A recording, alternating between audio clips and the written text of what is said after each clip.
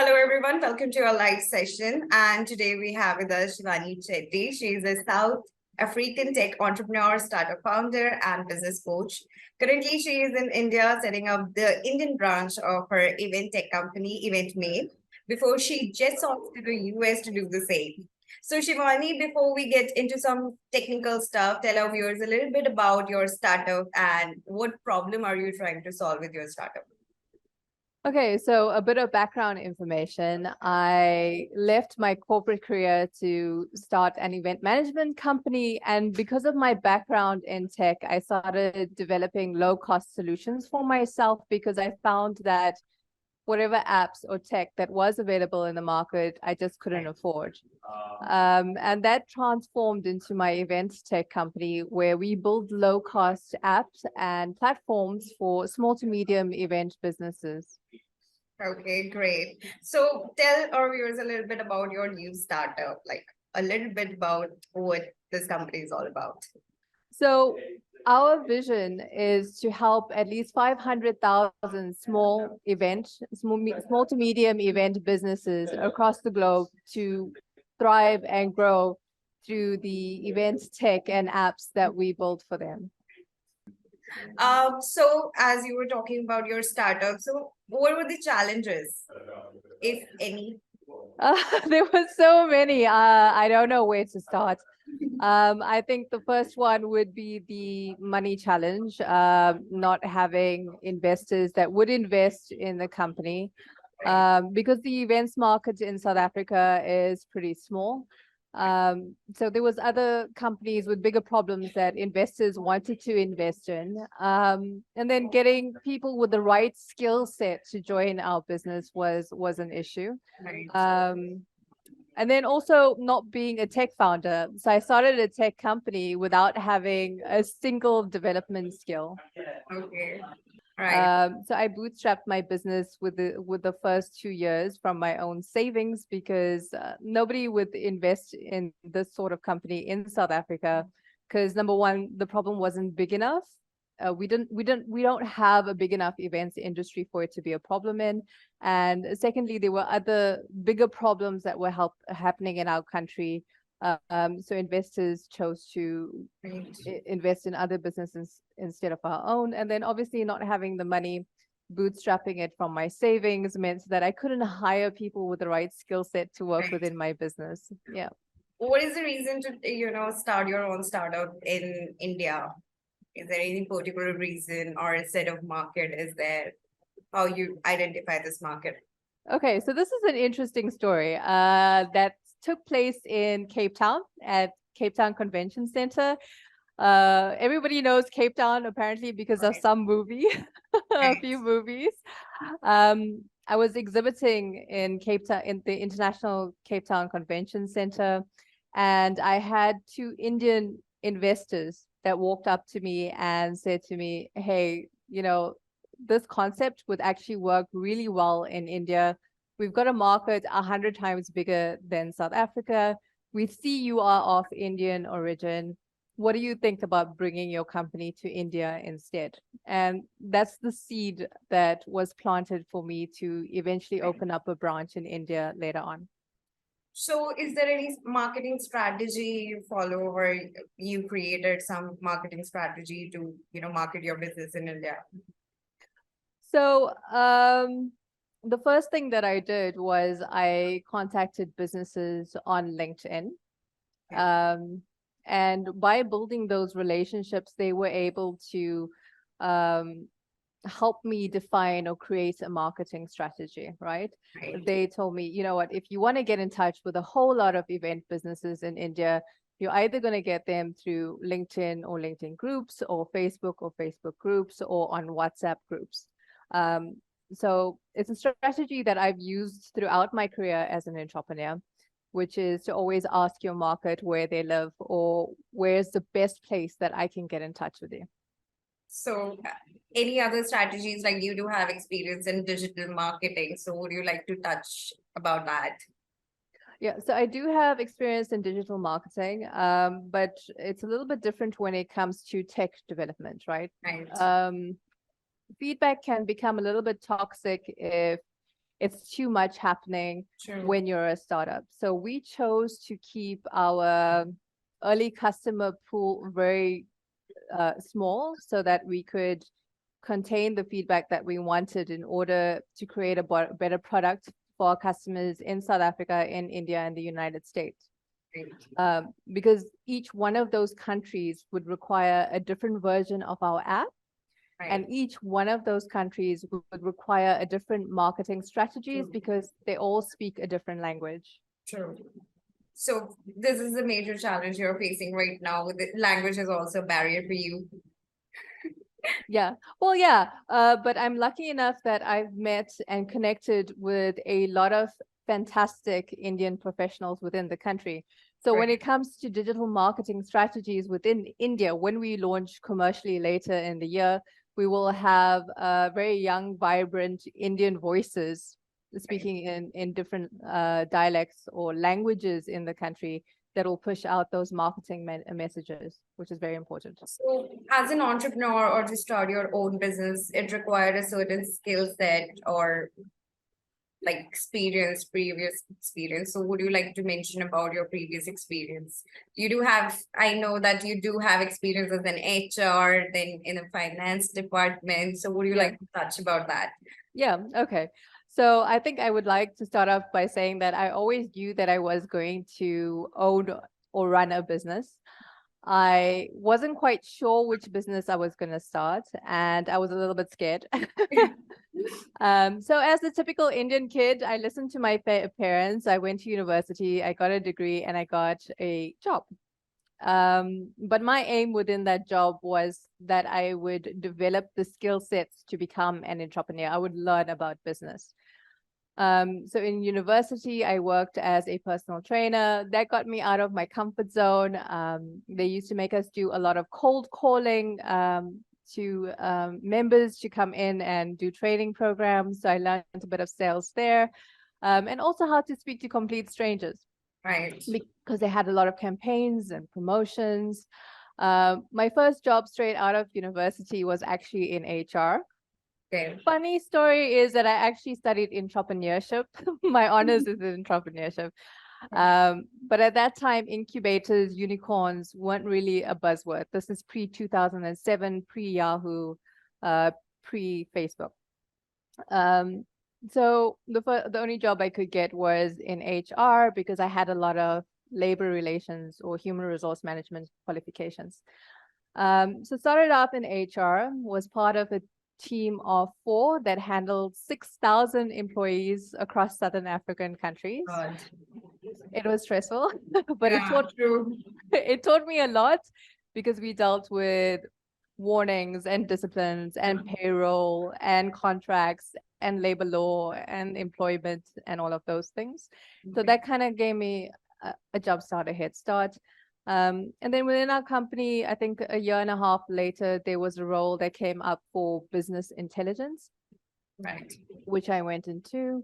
And that role was more about process innovation, which was fantastic for me because I was involved in every single department of a company, finding improvements or innovations for finance or for HR or for operations or for sales. So it helped me a lot to actually understand what they did in order to find solutions. But you doesn't have the experience in finance, so how you got a job in finance? Sorry, can you repeat that? You doesn't have the experience in finance, so how you got your job in finance? So the finance that I did was part of business intelligence, the business intelligence department. So what we used to do is look at how our finance people used to use a finance system. Okay. And then find ways to make it better for them to use a system or find another system that would work better. But in order for us to do that, we had to actually understand what they were doing and what they needed and what was a challenge for them. I think that experience is now helpful for your business to manage your own finance. Yeah. Because I used to, after that, when I started my business, I used to sit in a business incubator, business programs, and they would teach us finance. And I'm like, I kind of know these things already because I had that experience. So you manage your own finance or you do have someone to manage that for you? how it is So, like. yeah, so I am an entrepreneur for 8 years now. I would say with the first 2 years of my business, I basically did it by myself because I was bootstrapped. I was using my own savings. There wasn't a lot of invoices at that point in time, so it was really easy to create monthly statements or to capture invoices or receipts or expenses. But I think there comes a point in time later on where there is a lot of transactions where you actually need somebody to step in and help you. So do we need some like previous experience or skill set to be in finance or any background required? I don't think so. I'll be honest with you. Most of the skill sets that I've learned was me being proactive and going out and learning about it. So in my job, when I had to help somebody in finance find a solution or a better way to do their job, I had to actually proactively sit with them and learn what they did in order to find a solution. Or if I'm an entrepreneur and something that I haven't faced, like how do you handle taxes for small businesses in South Africa? Yeah. I had to actually go be proactive and go online and find and research and find, how do I actually do this? Or another solution that I do is I go and sit with an accountant who is a friend of mine and just ask advice. So you prefer like self-learning, or you do have mentors in your life who taught you these skills? So I use a combination of both. I love learning new things. So there's about 2 books I read in a week. Okay. So I do like an hour reading a day. And then I do use mentors a lot. And where that helps is that it's somebody that has been through a lot of challenges, obstacles, and experiences that can help you through their knowledge and their experiences, where you don't have to reinvent the wheel. You can just learn from somebody else and what they've experienced. So what is your method to find these mentors? Look, so I'll look at whoever's in the industry or whoever's recommended to me by my friends. So I think early on in my career, if I was looking for somebody to give me finance advice, I'd speak to another startup. Okay. Who is like at another stage higher than me, like maybe a growth stage, and I would find out from them, who did you go to ask advice about a certain topic? And yeah, so mostly referrals in the beginning. So what medium you're using for the networking, like LinkedIn or any other medium? So I use LinkedIn a lot. LinkedIn is fabulous for networking. It's also fabulous for sales. Because you can send a message directly to the decision maker and get a response. I think the most important thing for LinkedIn, though, is to not go in selling. Right. And I think everybody's experienced that when you say hi to somebody, they send you a whole PDF or long, long message. Don't do that. Right. Build the relationship first, and then ask advice, and people are more than willing to give you advice. Right. True. Yeah. What shifted your interest from finance to tech then? So my work in business intelligence in corporate. Right. Let me give you a bit of context. So I worked for Samsung Africa, and my job was to find innovation within the company. Okay. So my job was already tech. Is how do I use tech to make people's everyday jobs or everyday lives better? So I had that background and I had that problem-solving ability. But when I left, I started an event management company. And because of that background and because of that skill set, I was always thinking to myself, how do I make my life better? Built a solution for myself. And this is the funniest story, right? So I went to my first business incubator a year after I started my first business, and we were doing problem interviewing. And I was like, okay, I've got this innovation I built for myself. Let me test it out. I wasn't actually serious about it as a product. And I called it EventMate, by the way. I called it EventMate. So I You called, like it was a random name or you had this in it, mind? it was a random name. I'm Okay. like, I'm just going to call it EventMate. I'm just going to do this exercise in this Okay. incubator using this. Okay. Uh, so I called about 100 people and 90% of the people said, this sounds fantastic. Can I use it now? Oh, great. Yeah.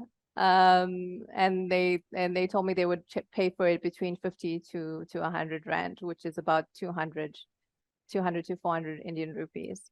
And so that's literally how my tech business started. Right. So working with tech is like a will be a challenging job for you because you were like working with finance and then you shifted towards this tech sector. So is there any challenge or you had faced with your this job? So it was a challenge because even though I was business intelligence, what I wasn't was a developer. So I had no coding ability Right. at all. So that was an interesting challenge in the beginning. How do I build a tech solution for a lot of people, not being a developer? So that was my biggest challenge when I first started. So, like, if any student would like to get into tech field, so is there any specific experience they require, or like how one can get into a tech field? Okay, so are we talking about a student that Yeah. is a software engineer or a student that is not, or should I Right. speak to both? Right. Like Okay. those who are like who don't have the coding experience are like non tech background and wanted to get into tech background. So, like, Yeah. what is your method? How you got your job? Okay, so I'm I one hope of there's those. a funny story. There is a lot of funny stories. So I first started by using an external developer. I eventually got funding, seed funding to develop an MVP. And I hired an external developer who promised me 2 months to finish the MVP, but at month 6, the MVP was still not finished. Okay. So MVP is minimum viable product if you're not tech, and it means it's the basic version of the product, basically what it does. Right. And that was so disappointing. So we had to take the MVP over, and I hired a team of 6 developers to work underneath me with not a lot of experience. They were actually graduates. And because of that, they actually forced me to level up. So I had to learn how to become a developer, which I am right now. Okay. And I had to learn how to run a tech team.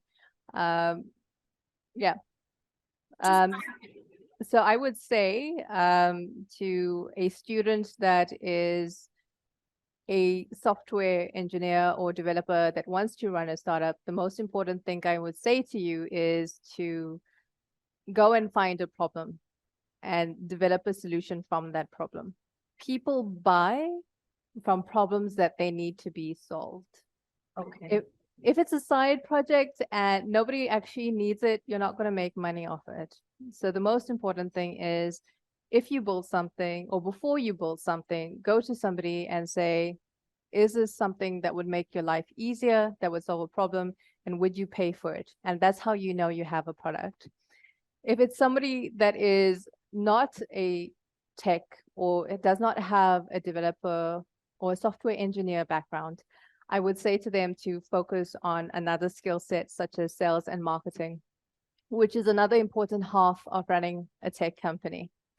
Focus on how you sell the product, how you market the product. Because if you have a great innovation, and many people have great innovations or apps or websites or platforms that nobody knows about, Right. purely because the marketing and the sales strategies weren't there. So one can only have like a perfection in one skill set. So as an entrepreneur, you should know each and everything. So what is your way? So I am one of those entrepreneurs that tried to do everything in the beginning, and it was completely exhausting. Right. I used to do HR, I used to do finance, I used to run my development team, I used to meet with clients, and I used to do my disciplines and my HR and pay salaries at the end of the month. Okay. I'm not saying it's not doable. It is doable, but it helps to have a co-founder with you. It makes life it makes life a lot easier, especially if you're splitting the work between somebody that's operations or knows how to build the product or the service and somebody that knows how to sell and market your product.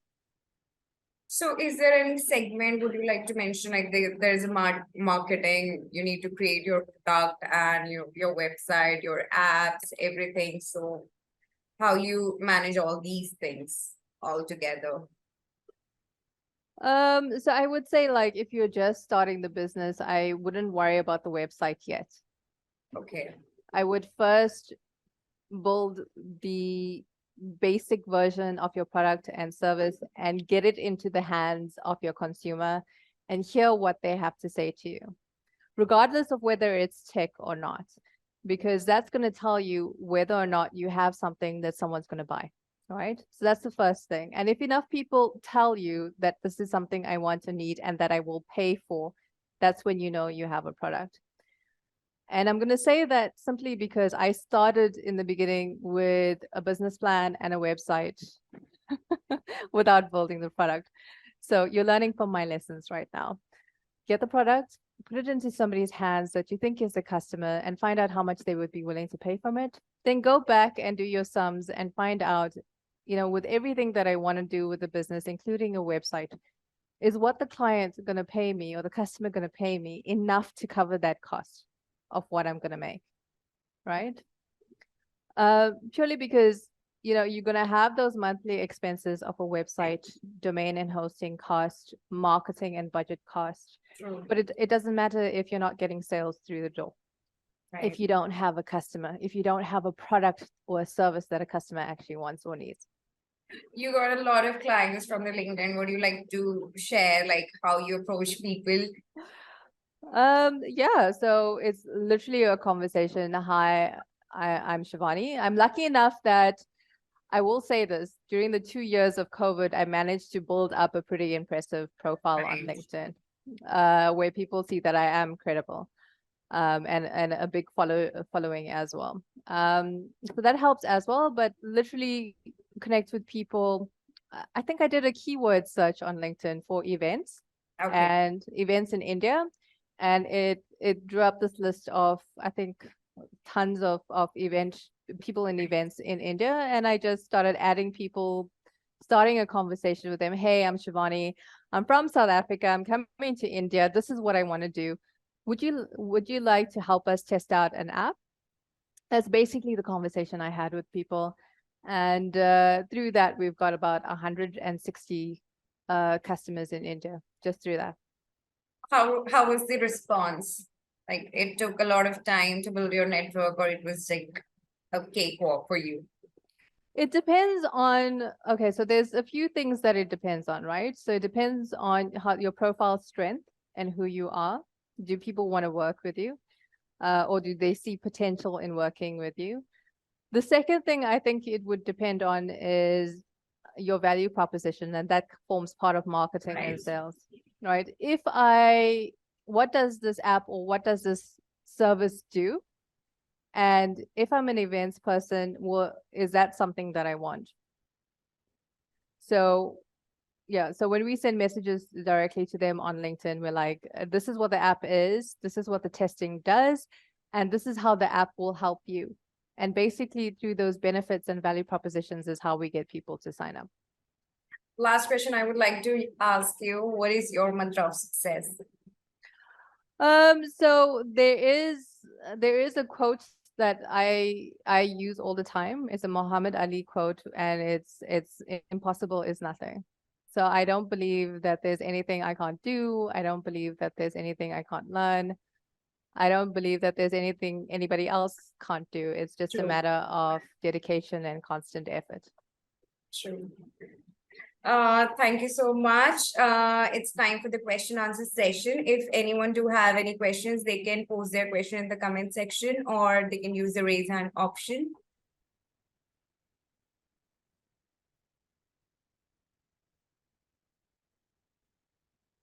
What trends do you see shaping the tech industry? Hi, Atul. Thanks for the question. Um, so there has been, from COVID, there was a pretty big increase into hybrid events, which is starting to drop right now. So a lot of my friends that are into virtual events are seeing their business start to drop as the COVID rules have lessened, which has been interesting. That people feel the need more to connect with one another than to be online on a computer or in front of a screen. So the interesting trend is now that you see that people want more of a connection with one another, especially after COVID and being in separation. So I think in terms of tech or event tech, I think where the money is creating apps or solutions that enable people to connect on a deeper level with one another, because that's what we need. Thank you. I hope, Atul, you got your answer. There's one question. How does the South African startup ecosystem compare to the Indian ecosystem? I love the Indian ecosystem. It's nice to be here. It's actually more developed than the South African ecosystem. It's a pleasure to be here. I've got so many friends that have startups at different stages. People are so friendly here. It's so easy to do business. I mean, even Panisha, we spoke 2 days ago, and now we're doing this webinar. Yeah.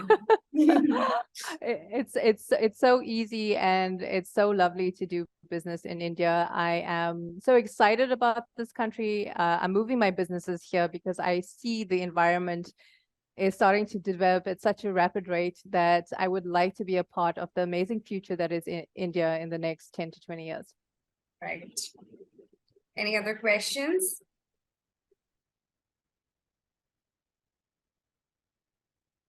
Shivani is very excited for the questions. She is open for any questions. So if you do have any questions, you can ask. I love questions, guys. Please ask me. Yeah.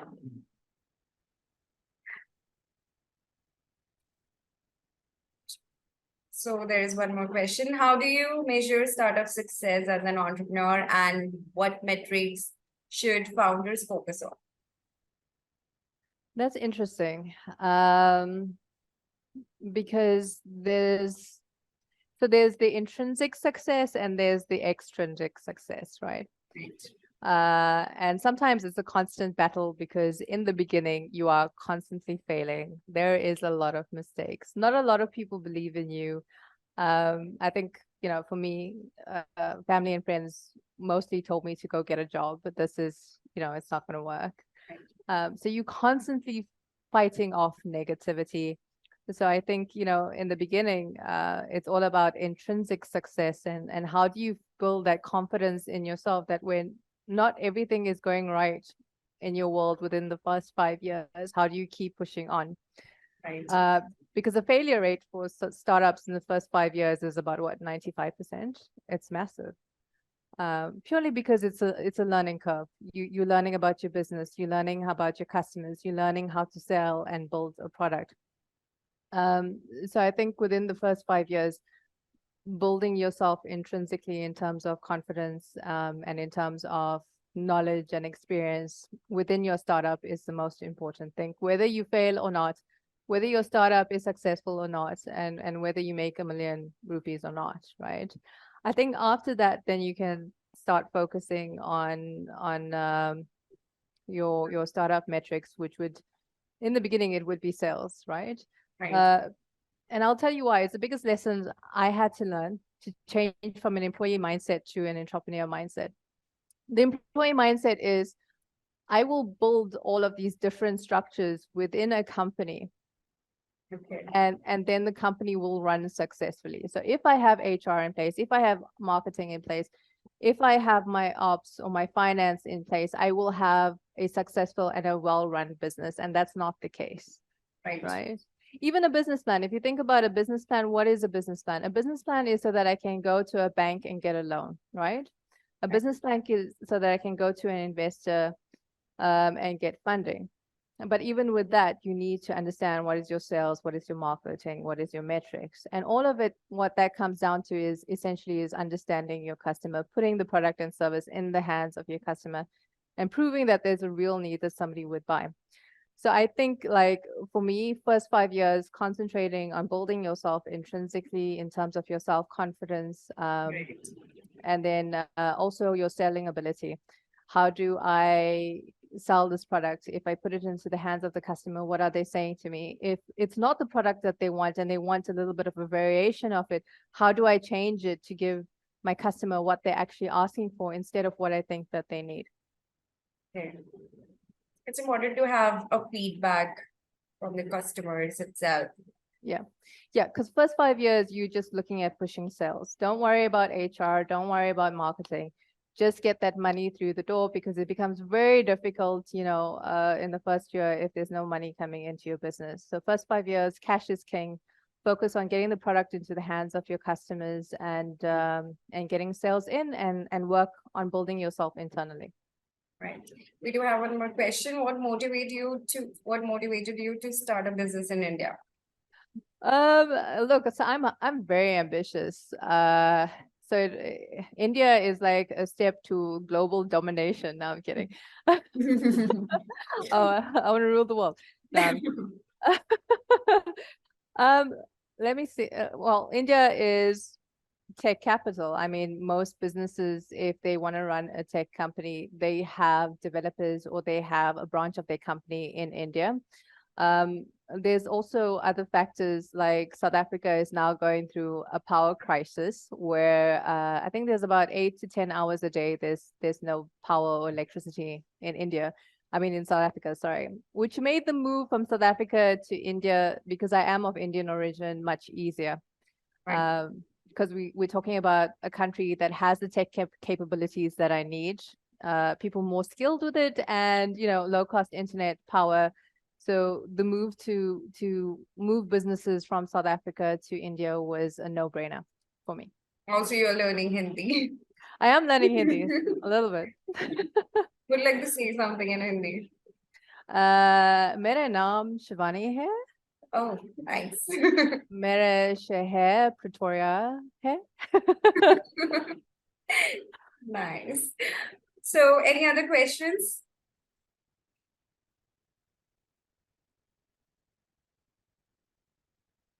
So this is the last chance to ask any questions, or else we'll wrap it up. Okay, I don't think we do have any other questions. Okay, thank you everyone for joining us, and thank you, Shivani, to share your insights with us. That might be helpful for everyone who had attended this webinar and will watch this webinar on our YouTube channel. Thank you so much. Thank you, everyone.